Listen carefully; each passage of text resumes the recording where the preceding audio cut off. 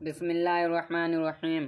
دوستو، آج کی اس ویڈیو میں ہم آپ کو 3 ایسی عورتوں کے بارے میں بتانے والے ہیں جن کا رمضان کے مہینے میں روزہ رکھنا حرام ہے، یعنی کہ ان 3 عورتوں کے روزہ رکھنا منع ہے۔ یہ 3 عورتیں کسی بھی حال میں رمضان کے مہینے میں روزہ نہیں رکھ سکتی ہیں۔ اگر ان میں سے کسی عورت نے روزہ رکھ لیا تو یاد رکھیں ایسی عورت کا روزہ کبھی نہیں ہوگا، بلکہ ایسی عورت کو اللہ تعالیٰ کی طرف سے سخت عذاب ہوگا۔ اور ساتھ میں ہم آپ کو عورتوں کے بارے میں کچھ ایسی باتیں بھی بتانے والے ہیں جن کو جاننا آپ سبھی کے لیے بہت ضروری ہے، اس لیے آج کی ہماری یہ ویڈیو آپ سبھی کے لیے بہت خاص ہے، آپ اس کو آخر تک ضرور دیکھیے گا۔ دوستو، روزوں کی فضیلت کی 3 شرطیں ہیں۔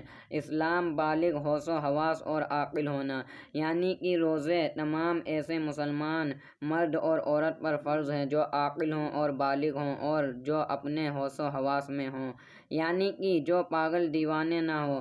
تو ایسے تمام عورت اور مرد پر رمضان کے روزے فرض ہیں۔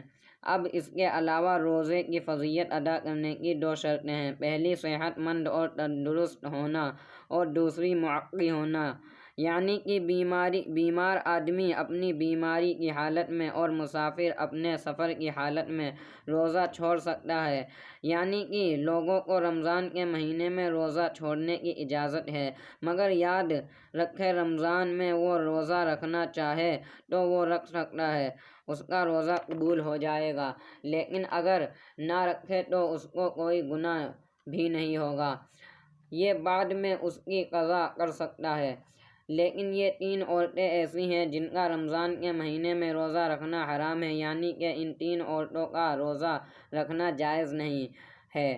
اگر ان عورتوں نے رمضان کے مہینے میں روزہ رکھ لیا تو ان کا روزہ کسی بھی حال میں نہیں ہوگا، بلکہ ان کو اللہ تعالیٰ کی طرف سے سخت عذاب بھی ملے گا۔ نمبر 1، حیض کی حالت میں۔ دوستو، سب سے پہلی عورت وہ ہے جو حیض کی حالت میں ہو، یعنی جس کے پیریڈ چل رہا ہو۔ یاد رکھیں ایسی عورت رمضان کے مہینے میں روزہ رکھنا حرام اور ناجائز ہے، یعنی کہ حیض والی عورت رمضان کے مہینے میں روزہ نہیں رکھ سکتی ہے، کیونکہ حیض کی حالت میں روزہ رکھنا اور نماز پڑھنا حرام اور ناجائز ہے۔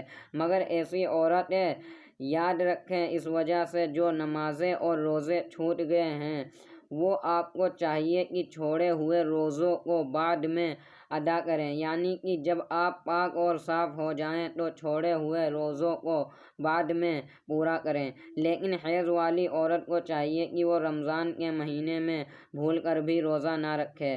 اگر کوئی عورت حیض کی حالت میں روزہ رکھ لیتی ہے تو یاد رکھے ان کا روزہ قبول نہیں ہوگا، بلکہ ایسی عورت پر اللہ تعالیٰ کی طرف سے سخت عذاب ہوگا۔ ان کے علاوہ ایسی عورتیں بھی یاد رکھیں کہ اگر سحری کر کے روزہ رکھ لیا ہو مگر بعد میں دن میں اس کو ایسا ہوا کہ اس کے حیض شروع ہو چکا ہو، یعنی اس کے پیریڈ شروع ہو گیا ہو، تو یاد رکھیں ایسی عورت کا بھی روزہ نہیں ہوگا۔ اس کو چاہیے کہ بعد میں جب وہ پاک اور صاف ہو جائے تو اس کی وہ قضا کرے، یعنی کہ اس روزے کو بعد میں پورا کرے۔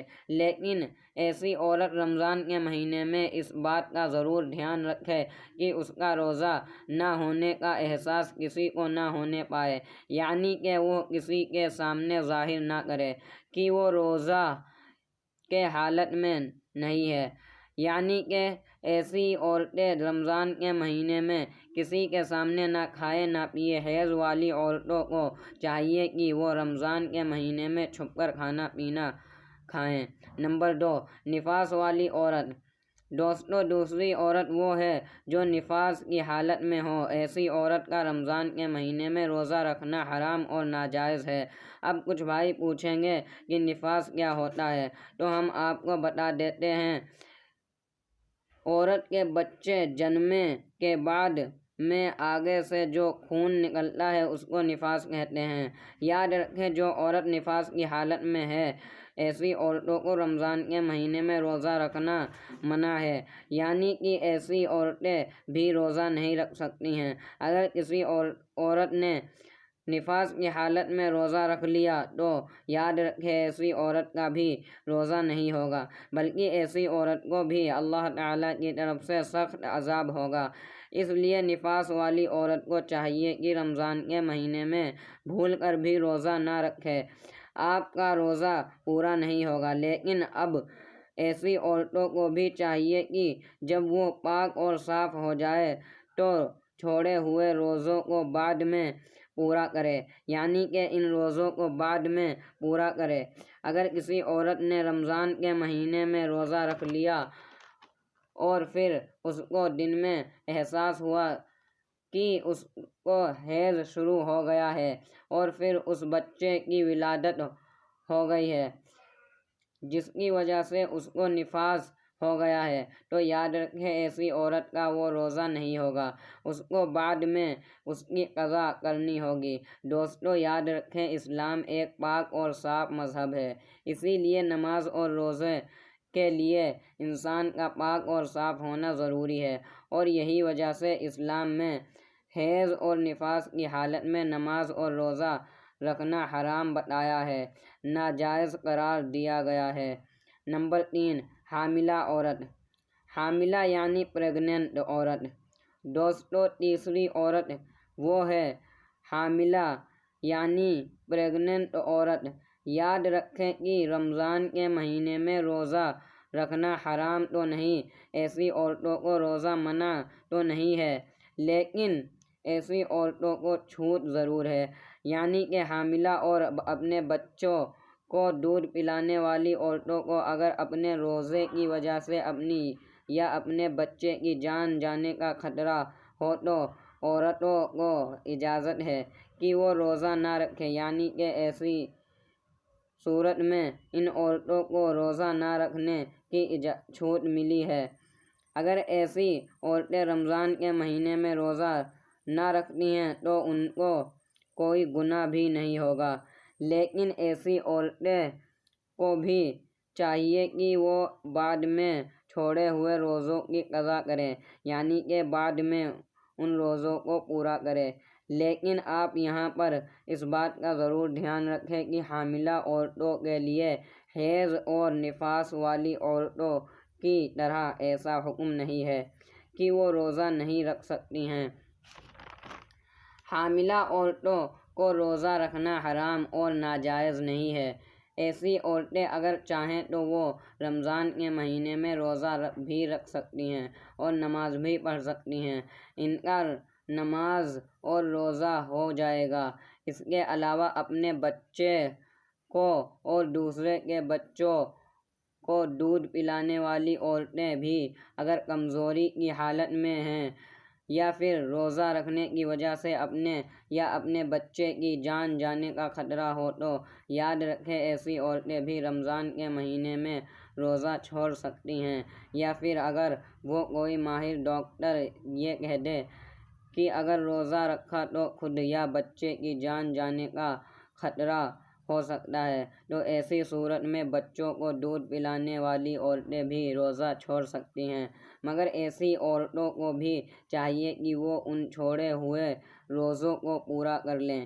اب دوستو آپ کو بتاتے ہیں کہ عورتوں کے لیے روزہ رکھنے اور نہ رکھنے کی کیا کیا شرطیں ہیں، یعنی ایسی کون سی عورتیں ہیں جن کو رمضان کے مہینے میں روزہ رکھنے کی اجازت ہے اور ایسی کون سی عورتیں ہیں جن کا روزہ رکھنا حرام ہے۔ نمبر 1، اگر کوئی عورت سفر کی حالت میں ہو یا پھر بیماری کی حالت میں ہو یا پھر اپنے بڑھاپے کی وجہ سے اتنی زیادہ کمزور ہو گئی ہو کہ اگر اس نے روزہ رکھ لیا تو اس کی جان جانے کا خطرہ ہو سکتا ہے تو ایسی عورتوں کے لیے روزہ رکھنے کی چھوٹ ہے، مگر ایسی عورت کو چاہیے کہ وہ بعد میں صحت مند اور تندرست ہو جائے تو وہ ان چھوڑے ہوئے روزوں کی قضا کرے، اور اگر بعد میں بھی پھر دوبارہ سے صحت مند نہ ہو سکے تو اسے چاہیے کہ ان چھوڑے ہوئے روزوں کا کفارہ ادا کرے۔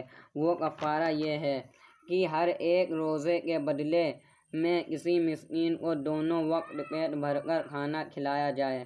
نمبر 2، اگر کسی عورت کو روزے کی حالت میں सांप ने डस लिया हो और अब इसकी जान जाने का खतरा बन गया हो तो ऐसी औरतों को हुक्म है कि वो अपने इस रोज़े को तोड़ सकती हैं।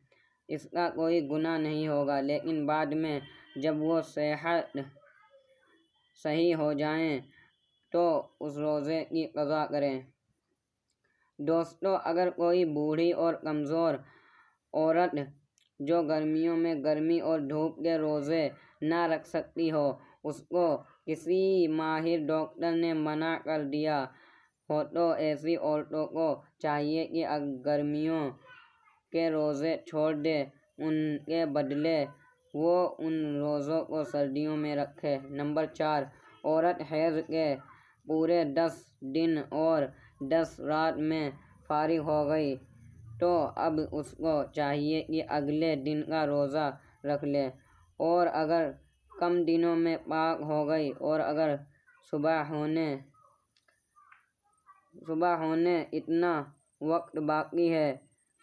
का इतना वक्त बाकी है, उसके पास नहा धोकर थोड़ा वक्त बचेगा तो उसको चाहिए कि रोज़ा रख ले। नंबर 5, दोस्तों याद रखें, हामिला औरत की यानी कि प्रेग्नेंट औरत की 2 रकात नमाज आम औरत 70 रकात नमाज से बढ़कर है, और अगर कोई औरत अपने रोज़े की वजह से रात भर ना सो पाती हो तो ऐसी औरत का 70 गुलाम आज़ाद करने का सवाब मिलता है। इसके अलावा अगर कोई औरत बच्चा पैदा करने के 40 दिनों के अंदर इंतकाल कर जाए तो अल्लाह ताला उसे शहादत का दर्जा अता करता है। नंबर 6, दोस्तों जो औरत पाक दामन हो, रमज़ान के महीने में रोज़े नमाज की पाबंदी हो और अपने शौहर की खिदमत करे तो उसके लिए जन्नत के 8 दरवाज़े खोल दिए जाते हैं। नंबर 7, बारीक लिबास पहनने वाली और गैर मर्दों से मिलने वाली औरत कभी भी जन्नत में दाखिल नहीं होगी। जन्नत में लोग अल्लाह ताला के दीदार के ख्वाहिशमंद हों, मगर जो औरत दुनिया में पर्दे की हालत में रही होगी, ऐसी औरत के दीदार के लिए अल्लाह खुद ख्वाहिशमंद होगा। तो मेरे दोस्तों, ये रही हमारी आज की वीडियो। हम उम्मीद करते हैं हमारी वीडियो आपको ज़रूर पसंद आई होगी। वीडियो पसंद आने की सूरत में लाइक, शेयर और सब्सक्राइब ज़रूर कीजिएगा। फिर मिलेंगे इंशाअल्लाह अगली वीडियो में।